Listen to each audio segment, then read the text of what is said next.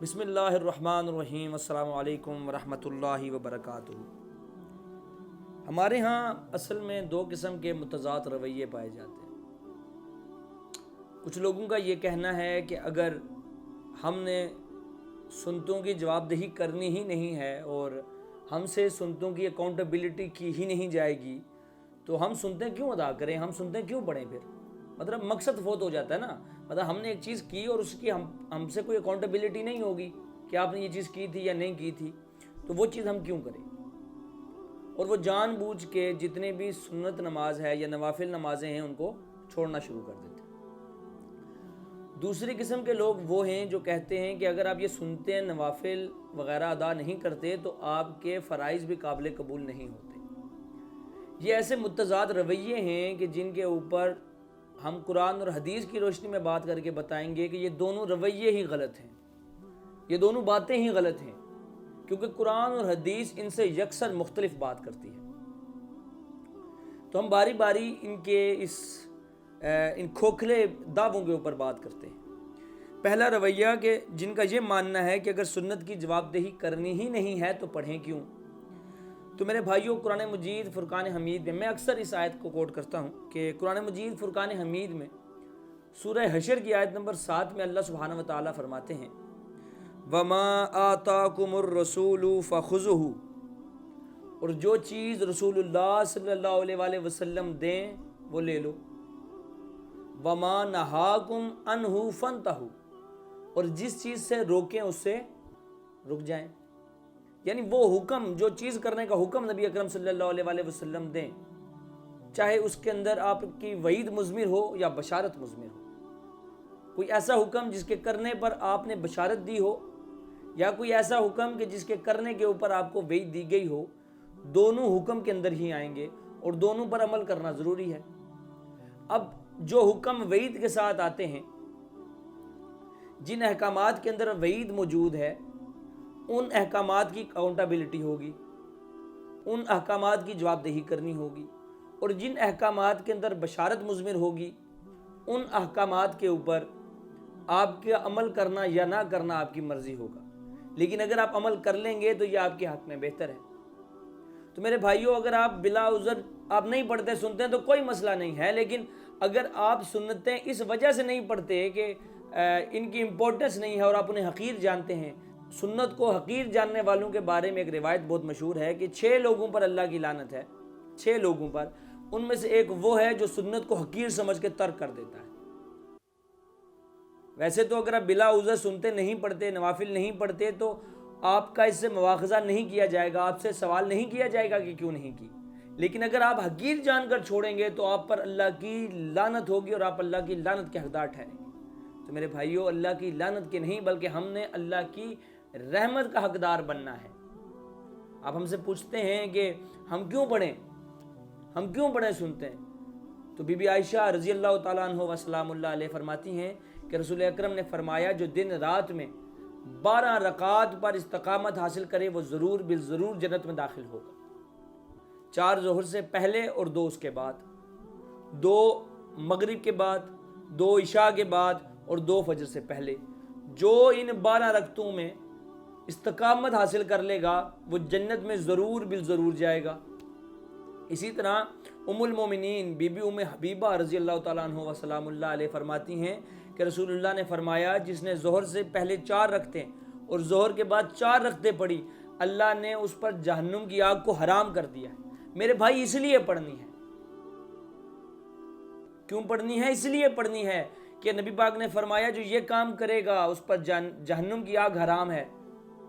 وہ جنت میں ضرور بالضرور جائے گا، اس لیے پڑھنی ہے۔ اکاؤنٹیبلٹی ہو یا نہ ہو، رسول اللہ صلی اللہ علیہ وآلہ وسلم نے ہمیں یہ کرنے کی تلقین فرمائی ہے۔ اسی طرح عبداللہ ابن عمر رضی اللہ تعالیٰ عنہ فرمایا کرتے تھے کہ اس شخص پر رحم کرے اللہ اس شخص پر رحم کرے جس نے عصر سے پہلے 4 رکعتیں پڑھ لی۔ اچھا، اب وہ لوگ جو سنتوں کو واجب اور وجوب میں داخل کرتے ہیں وہ بھی عصر کی 4 رکعتیں پہلے والی نہیں پڑھتے، کہتے ہیں غیر موقع ہے۔ میں ان سے بھی کہتا ہوں وہ بھی پڑھنی ہے، وہ بھی پڑھیں، جب وقت ہو آپ کے پاس مکمل نماز کو ادا کریں ان اسلوب کے ساتھ جن اسلوب کے ساتھ ادا کرنے کا حق ہے، مکمل طور پر۔ خیر اس کے علاوہ ایک بہت بڑے مزے کی دلیل ہے، صحیح مسلم کے اندر روایت ہے کہ انس بن مالک رضی اللہ تعالیٰ عنہ روایت فرماتے ہیں، کہتے ہیں کہ ہم مدینے میں تھے، تو جب مؤذن مغرب کی اذان دیتا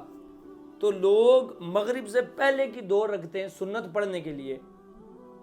ستونوں کی طرف لپکتے تھے اور بھاگ کے پڑھتے تھے، حتیٰ کہ اگر کوئی مسافر مسجد میں داخل ہو جاتا تو وہ یہ سمجھتا تھا کہ مغرب کی شاید نماز ہی ہو چکی ہے،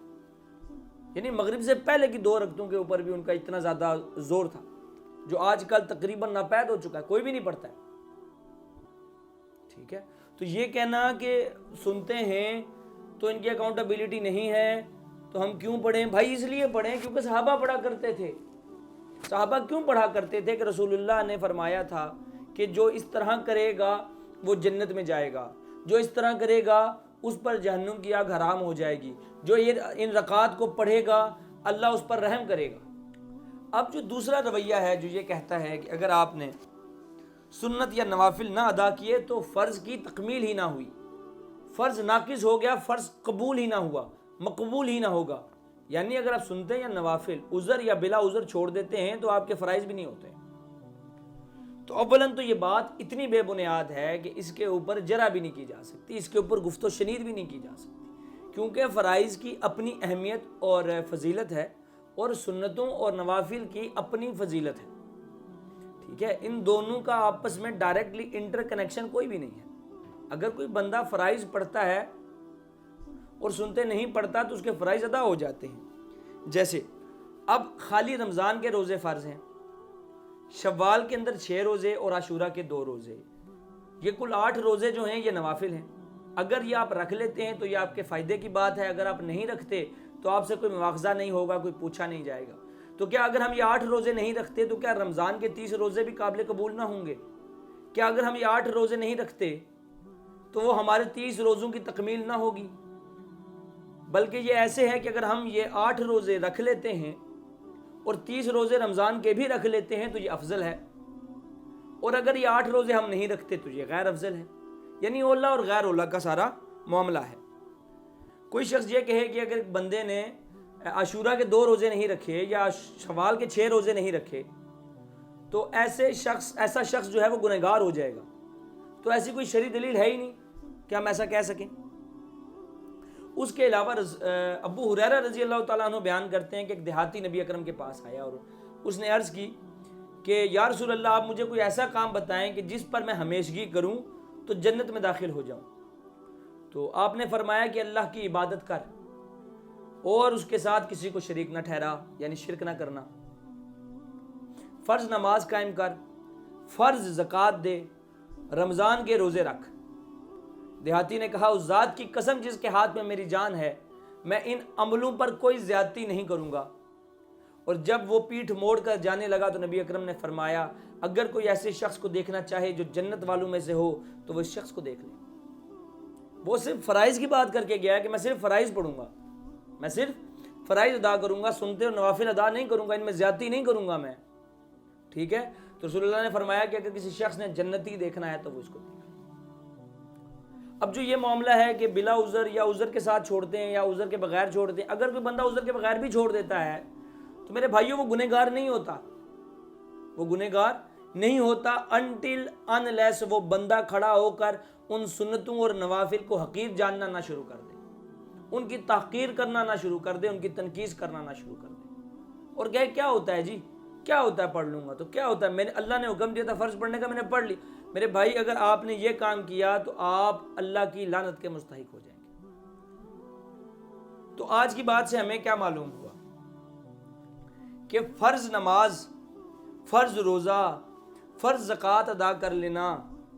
اولاً تو یہ کافی ہے، اگر کوئی شخص اتنا بھی کرتا ہے تو